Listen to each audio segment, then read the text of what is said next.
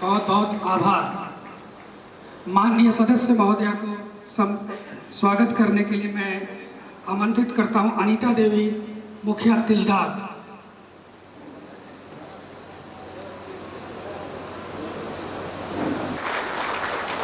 बहुत बहुत धन्यवाद।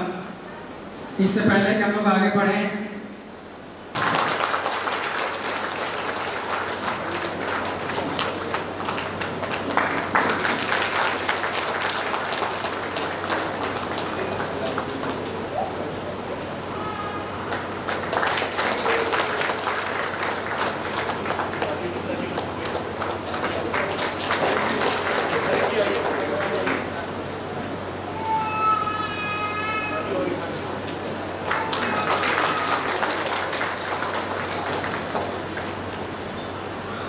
जोरदार तालियों से स्वागत।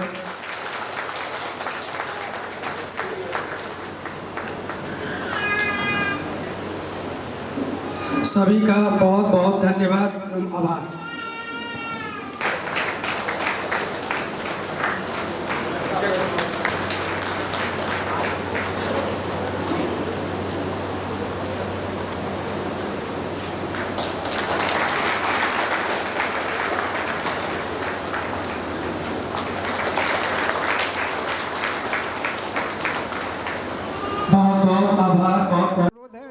खाद्य आयोग की सदस्य मैडम हैं, वो आप लोग से संवाद करें।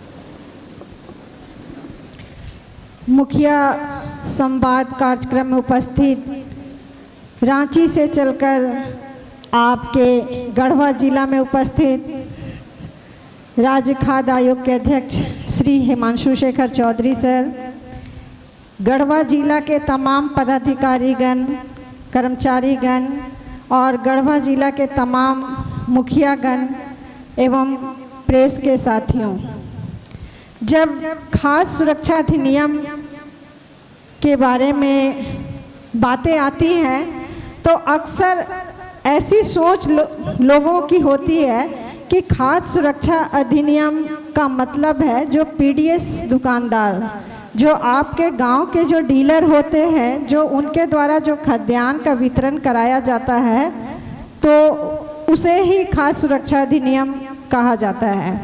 लेकिन अभी आप लोग यहाँ बहुत देर से उपस्थित हैं और अलग अलग विभाग के अफसरों के द्वारा आप लोग विस्तार पूर्वक खाद्य सुरक्षा अधिनियम के तहत कौन कौन सी योजनाएं चलाई जा रही हैं उससे सुन रहे थे। आप लोगों ने शिक्षा विभाग के द्वारा जो स्कूलों में जो 8 क्लास तक के स्कूलों में जो मिड डे मील चलाया जाता है, जिसमें मेन्यू के हिसाब से बच्चों को पूरक पोषाहार दिया जाता है, उसके बारे में विस्तार पूर्वक सुने। आप लोगों को जानकारी मिली कि शिक्षा विभाग के द्वारा भी खाद्य सुरक्षा अधिनियम के तहत योजनाएं चलाई जाती हैं। उसी तरह समाज कल्याण विभाग के द्वारा DSW मैडम ने आंगनबाड़ी से मिलने वाली सारी योजनाओं के बारे में विस्तार पूर्वक बताया। सिविल सर्जन जी के द्वारा जो स्वास्थ्य विभाग से जो कुपोषण उपचार केंद्र चलाया जाता है उसके बारे में बताया। और जो इन सारी योजनाओं का जो शिकायत होता है जिला स्तर पे, जिसे जिला शिकायत निवारण पदाधिकारी करते हैं, वो आपके जो अपर समाहर्ता होते हैं वही उस पद पे होते हैं और जिला की जितने भी शिकायतें हैं उनके द्वारा ही सुनी जाती है। जब आपको जिला से उसका समाधान नहीं होता है, लगता है कि आपको जिला से न्याय नहीं मिल पा रहा है या आपके को न्याय मिलने में देरी हो रही है, तो राज्य खाद्य आयोग का व्हाट्सएप नंबर जारी किया गया है।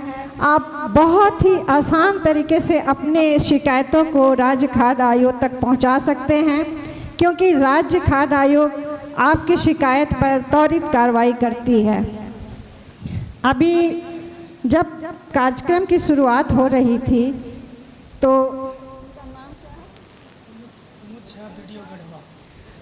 कुमुद झा वीडियो गढ़वा जी के द्वारा आपको बताया गया कि खाद्य सुरक्षा अधिनियम का मतलब ये है कि आप जो बच्चे का जन्म होता है, जन्म की शुरुआत से लेकर ज़िंदगी के आखिर अंत तक इस योजना से आप संबंधित हैं।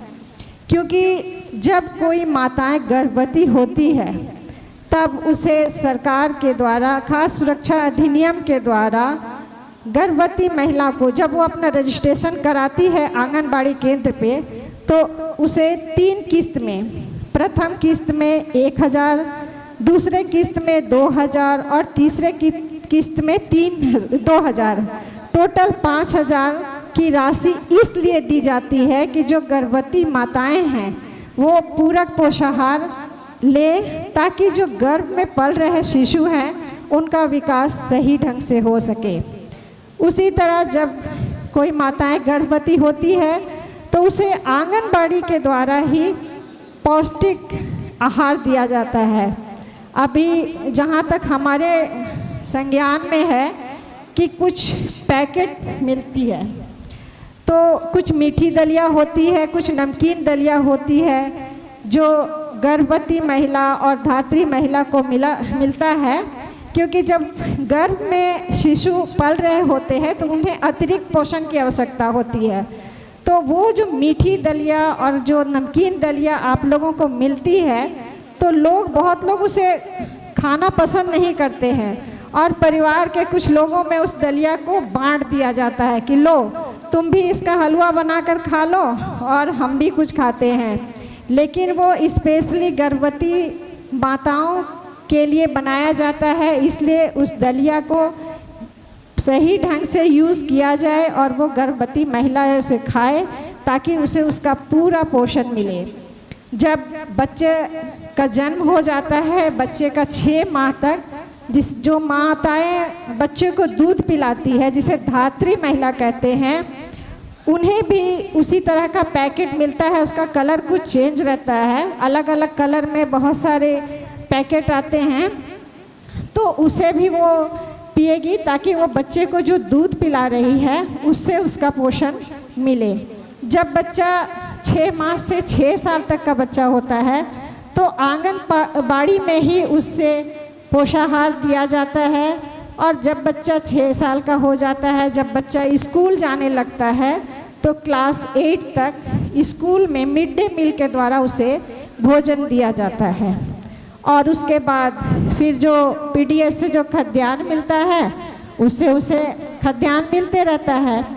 तो ये बात एकदम बिल्कुल सही है कि बच्चे के जन्म होने से पहले तक उसे आखिरी सांस तक राष्ट्रीय खाद्य सुरक्षा अधिनियम का जो बेनिफिट है वो मिलता है। अभी सिविल सर्जन जी के द्वारा पता चला होगा आप लोगों को कि जो बच्चा अति कुपोषित होते हैं, जो कुपोषण के शिकार होते हैं, जिनका सही से विकास नहीं हो पाता है, उसे स्वास्थ्य विभाग के द्वारा कुपोषण उपचार केंद्र के माध्यम से उसे अतिरिक्त पौष्टिक भोजन दिया जाता है ताकि बच्चे का सही विकास हो। आप मैं बताती हूँ कि जब आप पीडीएस दुकान में जाते हैं खाद्यान्न लेने, आपको चावल मिलता है, गेहूँ मिलता है। अक्सर हमारे आयोग में ये शिकायत आती है कि हमें आधा किलो कम अनाज मिला या 1 महीने का राशन नहीं मिला। तो ये बहुत सारी शिकायतें हैं पूरे झारखंड राज्य से। तो मैं इस मंच के माध्यम से आप लोगों से ये आग्रह करती हूँ कि जब भी आपके पंचायत के लोग राशन डीलर के पास जाते हैं राशन लेने, तो सबसे पहले उसे पर्ची की मांग जरूर करें, क्योंकि गड़बड़ियाँ कहाँ होती है? गड़बड़ियाँ वहीं पे होती है जब आपको सही जानकारी नहीं होती है। जब आपके पंचायत के लोग जाएंगे और पर्ची का डिमांड करेंगे, तो पर्ची में जो लिखा हुआ है, जितनी मात्रा लिखी हुई है, और उतना अगर उसे खाद्यान्न नहीं मिल रहा है, तो इसी में पता चल जाएगा कि वो सही मात्रा में हमें हमारा खाद्यान्न दे रहे हैं या नहीं। क्योंकि हमारे राज्य में अलग अलग राशन कार्ड बने हुए हैं और सभी का निर्धारित किया हुआ है कि किस कार्ड में कितना राशन मिलना है। अक्सर ये शिकायतें आती हैं कि जो ई-पॉश मशीन होता है, तो उससे जो पर्ची निकलती है, तो उस पर्ची में ज़्यादातर डीलर क्या करते हैं कि जो पर्ची निकलने वाला पॉइंट होता है, वहाँ पे कागज़ को तोड़ मरोड़ के उसमें फंसा देते हैं ताकि वो पर्ची निकले ही नहीं। तो आप लोग एकदम इस बात का खास ध्यान रखें कि आपके पंचायत के लोग जब भी जाए राशन लेने, तो सबसे पहले पर्ची का डिमांड करें और पर्ची से मिलान करें कि आपको पर्ची में जितना अनाज लिखा गया है उतना आपको राशन डीलर के द्वारा दिया गया है या नहीं। अगर किसी तरह की भी शिकायत आप लोगों को होती है राष्ट्रीय खाद्य सुरक्षा अधिनियम के तहत, तो आप राज्य खाद्य आयोग में अपनी शिकायत करें, क्योंकि ये जो संवाद कार्यक्रम मुखियाओं के साथ किया जा रहा है, इसका मुख्य कारण ये है कि आप पंचायत के वो एक्टिव आदमी हैं जो आप अपने पंचायत के एक एक लोगों को जानते हैं, पहचानते हैं। बहुत से ऐसे लोग भी होंगे आपके पंचायत में जो उस कैटेगरी में नहीं आते हैं, उनको राशन नहीं लेना चाहिए, फिर भी वो किसी तरह अपना राशन कार्ड बनवाए हुए हैं और उसका लाभ ले रहे हैं। लेकिन कुछ ऐसे लोग हैं जिनको अति आवश्यकता है राशन की, लेकिन उसका कार्ड नहीं बन पाया है। कार्ड नहीं बन पाने के कारण वो उसका लाभ नहीं ले रहे हैं। तो ये भी जिम्मेवारी आप लोगों की होगी कि आप लोग भी वैसे लोगों का लिस्ट बनाइए और अपने एमओ साहब को दीजिए, अपने डीएसओ साहब को दीजिए। आपका नाम गुप्त रखा जाएगा। वो लोग अपना इंक्वायरी कराएंगे कि हाँ ये इस कैटेगरी में है कि नहीं है। ये राशन लेने लायक है कि नहीं है। क्योंकि बहुत सारे दरखास्त आते हैं, एप्लीकेशन आते हैं कि हमारा राशन कार्ड बनाया जाए। जब वैकेंसी होगी तभी राशन कार्ड बन पाएगा। तो जब तक संपन्न लोगों का नाम डिलीट नहीं होगा, सही में जो लाभुक है उनको उसका लाभ नहीं मिल पाएगा। अब आप ये सोचिएगा कि हम जिस पंचायत में रहते हैं वो तो हमको वोट दिया है, उसके वोट से हम जीते हैं, तो हम उसका नाम कैसे देख सकते हैं।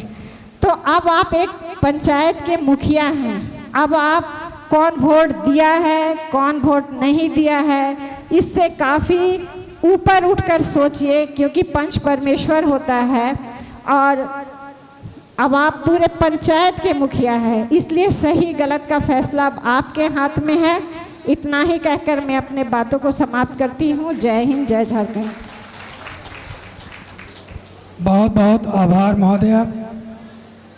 अब इससे पहले कि मैं मुख्य अतिथि महोदय को आमंत्रित करूं, मैं एक दो बात और आपसे कहना चाहता हूं। दरअसल कृतज्ञता ज्ञापित करना चाहता हूं। हम सभी मिलकर करना चाहते हैं कि हम कितना भी कानून बना लें, उस कानून का कोई फ़ायदा नहीं होगा यदि कड़ी धूप में, बरसात में, खेतों में हमारे किसान भाई बंधु काम न करें। वो उपजाते हैं तभी अधिकार आपको मिल पाता है।